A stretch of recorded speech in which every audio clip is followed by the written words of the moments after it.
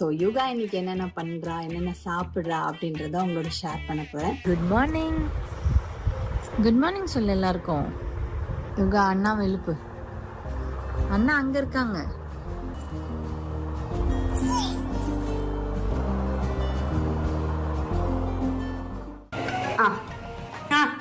உன்னோட இடத்துல போய் நின்னுக்கோ.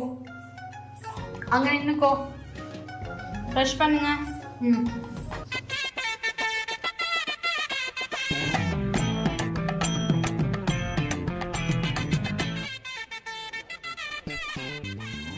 தங்கமே, யார் அந்த பையன்?